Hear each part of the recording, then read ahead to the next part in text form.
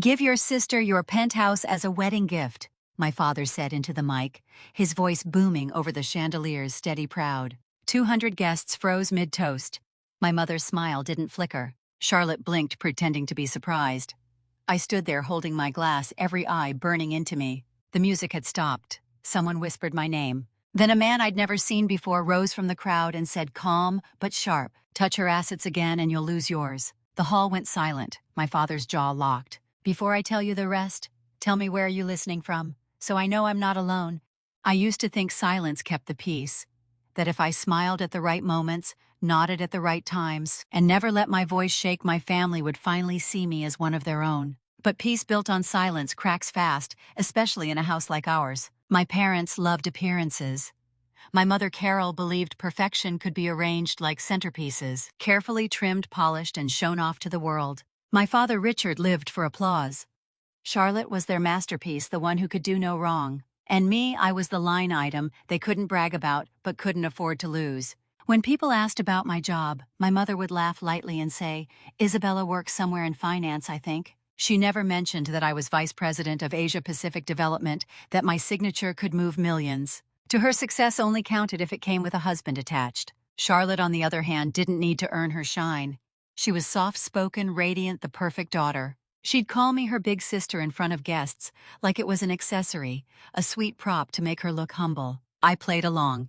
For years, I funded the little things that kept our family image intact, paid off a mortgage when my father's deal went sideways, wired money to Mom for emergency bills, and even transferred $50,000 to help cover Charlotte's wedding. They never asked twice, they just accepted like it was my duty. The week before the wedding, my father pulled me aside. You'll sit at the front, he said. Your family, of course. Just remember, it's Charlotte's day. Keep things simple. Simple. I laughed later alone in my car. I had no idea what simple meant. When I arrived at the rehearsal dinner, the lights glowed soft gold over white roses. Everything was perfect, designed for photographs. My mother fussed over Charlotte's veil. My father shook hands with investors more than relatives. I stood by the bar, unnoticed, invisible again. Then Charlotte turned, her smile sugar sweet. Isa, thank you again for helping us with the expenses, she said loudly enough for a few tables to hear. I felt the sting and the word helping. My father nodded approvingly. That was how they liked it, public gratitude. That sounded generous, but made me small. Still, I told myself it didn't matter. I'd show up, sit quietly, play my part. One more night, one more performance. I didn't know that behind their polished smiles, my family had written me into the program of the wedding as the opening act, the sacrifice to make their perfect day complete. The morning of the wedding shimmered with that kind of sunlight that makes everything look innocent. But underneath the flowers and champagne chillers, I could feel something wrong pulsing through the day. My gut always knew before my mind did. I arrived at the hotel ballroom early, the scent of white lilies too heavy in the air. Staff buzzed like bees, draping fabric, polishing glasses. My mother's voice cut through it all, sharp, commanding. Make sure Charlotte's bouquet faces the left side. Her profile photograph's better. It wasn't a request. It never was. I was walking past the reception table when I noticed him, a man standing completely still watching. He wore a charcoal gray suit and a tie flecked with silver, his posture calm but deliberate. I didn't look like any of the guests. When his eyes met mine, I froze. He gave a polite nod, then said quietly, "Be careful what they announced today." His tone was so even it almost sounded kind. Then he turned and disappeared into the bustle, leaving a chill behind him that clung to my skin. For a moment I wondered if I'd imagined it. But then my phone buzzed in my hand. A text from an unknown number. They'll take what's yours tonight. Don't lose it. The words punched through my chest. I looked around, but no one was paying attention. My father was laughing with a group near the bar. My mother was adjusting Charlotte's train. Guests arrived in waves of perfume and noise. I stepped out to the corridor, heart racing. My penthouse. The one thing that was entirely mine. Every payment, every sleepless night, every deal that built it brick by brick. It couldn't be that. Could it? Just then, I heard my parents' voices through the half-open door of a side room. I shouldn't have stopped, but I did. My father's tone was low, measured. During the toast, we'll make the announcement. It'll make Charlotte's gift unforgettable. My mother chuckled softly. And Isabella won't dare refuse. Too many cameras, too many witnesses. Pride can be useful. Charlotte's voice came next, hesitant but pleased. Are you sure she'll be okay with it? My mother's reply was syrup over poison. She doesn't need that space. She has her work. You deserve a home. The blood drained from my face. They weren't just proud, they were planning it. To take what I built and parade it as a gesture of sisterly love. I pressed my back against the cold wall, every muscle stiff. The chandelier lights spilled across the marble floor inside the room, dancing on their smiles. I didn't step in. Not yet, because for the first time in my life, I wasn't the one who would react. I was the one who would remember. I went back to my suite without a word. The hallway smelled like roses and expensive nerves. Inside, the air felt different, still expectant, like the pause before a storm. I set my phone down on the counter and opened the drawer where I kept a single folder: documents, statements, payments, ownership proofs. Every number, every signature, every piece of paper that tied that penthouse to me. I sat on the edge of the bed, staring at them. 10 years of work compressed into ink and lines. My parents didn't build that home.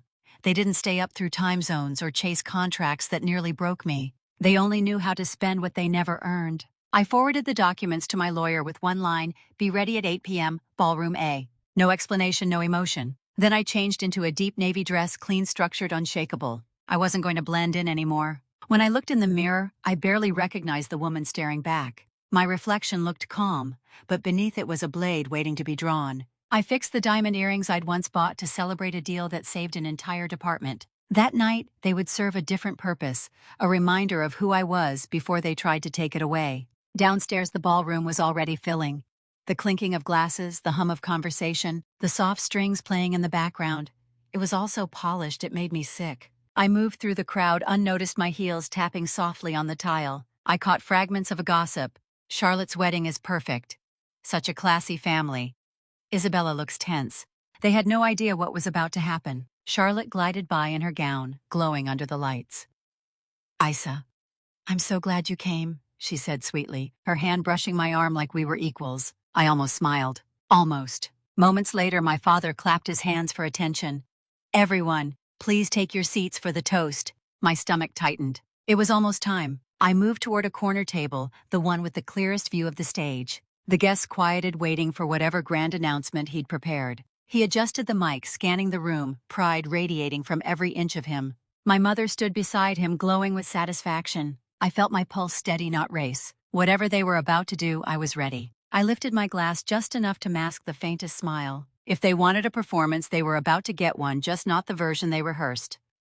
The sound of crystal against glass rang out across the ballroom.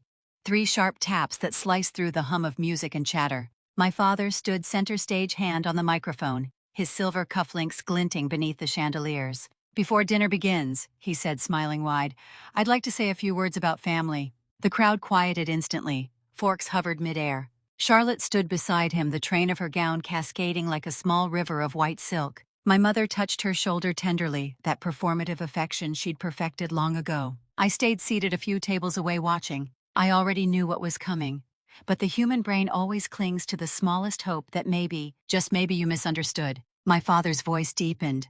"A family's strength," he said, "is measured not by what we keep, but by what we share." My grip tightened around my wine glass. The crystal stem pressed into my palm. "And tonight," he continued, eyes sweeping the crowd, "we have something extraordinary to celebrate. My eldest daughter, Isabella, has decided to give her sister," he paused for dramatic effect, "her penthouse as a wedding gift." The words dropped like a grenade. Applause broke out before I could even breathe. I heard gasps, laughter, a few cheers. Someone shouted, "That's incredible!" Cameras flashed, capturing the moment that was supposed to make me look generous, obedient, harmless. My father declared it into the mic before 200 guests, I thought.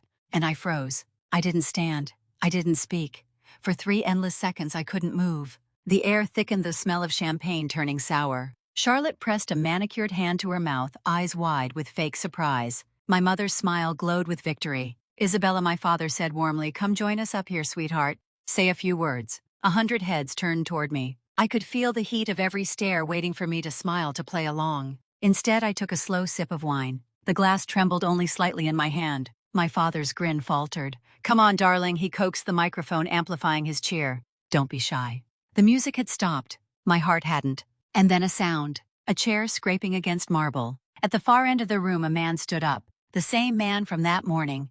The one with the silver-flecked tie. His voice was calm, low, but carried through every corner of that glittering hall. "Touch her assets again," he said, "and you'll lose yours." The entire room froze. Silence fell so hard it felt physical. My father's face drained of color. My mother blinked, unsure whether to be angry or afraid. Charlotte clutched her bouquet, staring at the stranger. He began walking forward, each step echoing like a gavel strike. William Carter, he said, pulling a sleek card from his jacket. CEO of Carter Financial. The murmurs began, instantly gasps, whispers. People shifted in their seats. My father stumbled back half a step, recognition flashing in his eyes. I believe you know my company, William continued. We've been working closely with your daughter for 3 years now. The penthouse you're attempting to claim in this little announcement, he raised an eyebrow, is part of her legal compensation package. It's protected by anti-coercion clauses under her executive contract. I could hear my mother's shaky breath from across the room. She reached for my father's arm, whispering something frantic. William's voice never wavered. What happened here tonight, he said, was a public attempt at asset seizure. And it's being live-streamed to over 10,000 viewers right now. Heads turned toward a nearby table where a cousin from the groom's side had his phone propped up. The red recording light glowed like an accusation. My father tried to recover his laugh, forced brittle. This is all a misunderstanding, he said. A family joke, perhaps taken too seriously. William's expression hardened. A joke that included coercion, public humiliation, and false claims of property transfer. He turned to the crowd. Ladies and gentlemen, this is what exploitation looks like when it's dressed up as family love. The room erupted into whispers. A few guests rose from their seats. Others stared at me with new eyes, curiosity mixing with shame. My father's business partner, Mr. Patterson, stood up, his face pale. Richard, he said sharply, I invested in your company because I believed in your ethics. After this, Patterson Industries is suspending all collaboration effective immediately. Then Mrs. Williams from Logistics spoke up. Same here. We don't work with abusers. And finally, David Kim, my father's oldest associate, added quietly but firmly, neither do we. My father's hand gripped the mic stand like it was the only thing keeping him upright. Charlotte was crying now, soft, confused sobs that didn't quite reach her eyes. Dad, make it stop, she whispered. But it was already too late. The house of cards had collapsed. I stood slowly, the noise around me dissolving into a low hum. You wanted a spectacle, I said, voice steady. You got one. My mother turned toward me, her expression cracking. Isabella, please, she hissed. You're humiliating us. I took a step closer, my heels sharp against the marble. No, Mother, you did that yourself. William handed her the microphone. Perhaps Mrs. Hayes would like to explain her behavior for the record, he said evenly. She shook her head, trembling. You can't do this, she whispered. I already did, I said. The crowd erupted again, some gasped, others murmured approval. I saw phones raised, recording, capturing every second of my family's unraveling. My father's voice cracked through the chaos. Enough. This is our private matter. I met his eyes. You made it public. The silence that followed was colder than any scream. I didn't need to say more. William placed a gentle hand on my shoulder, guiding me toward the exit. Behind us, my mother's sobs rose. My father shouted something I didn't care to hear, and Charlotte's wedding day turned into a live broadcast of consequence. As the ballroom doors closed, I heard the last sound, a single glass shattering on the floor. Outside, the night air hit my skin like truth. I looked up at the city skyline, the reflection of my penthouse glittering in the distance. For the first time, I felt its walls weren't cages but armor. William stopped beside me. Are you all right? He asked quietly. I exhaled. I am now. He nodded. You handled that better than most would. I looked back at the glowing doors of the ballroom. No, I said softly, I just finally stopped apologizing. We stood there for a moment, two strangers bound by justice. Then he offered his card again. When you're ready, he said, I'd like to discuss something bigger. I didn't ask what. I already knew this wasn't the end of my story. It was the beginning of theirs. And behind us, the hall that once celebrated my silence had fallen completely, irreversibly silent. Duh. By the next morning, the clip had gone viral. 1 minute of footage, my father's announcement, my mother's slap. William's voice cutting through the chaos circulated across every platform before sunrise. Headlines called it the wedding scandal that shattered a family. My inbox overflowed with messages from strangers thanking me for standing up, from women who'd been told for years to keep peace at their own expense. Meanwhile, the fallout for my parents was swift and brutal. Patterson, Williams, and Kim all withdrew their contracts. The company's stock dropped by half in 48 hours. My father's apology video, suit tie, hollow eyes, was dismissed as damage control. My mother went online claiming she'd been manipulated, only to be drowned by thousands of comments calling her out for the slap everyone had seen in crystal clarity. Charlotte's perfect marriage unraveled before it began. Her husband's family backed out, unwilling to attach their name to the wreckage. I stayed silent through it all. I didn't need to defend myself. The truth had already done that for me. When William called to offer me a seat on Carter Financial's board, I said yes. Not for revenge, but for direction. Because for the first time, I was no longer surviving my family. I was rebuilding myself. Duh. Weeks later, I stood by the floor-to-ceiling windows of my penthouse, the city lights flickering like quiet applause. The same glass walls they tried to take from me now reflected everything I'd earned: freedom, clarity, peace. On the shelf beside me sat a framed photo of my grandmother, her handwritten note beneath it, "Don't let them take your light." I smiled. They hadn't. They never would. If you've ever had to stand alone at a table full of people who called it family, know this: you're not alone. Share your story below and hit subscribe. The next story might be yours.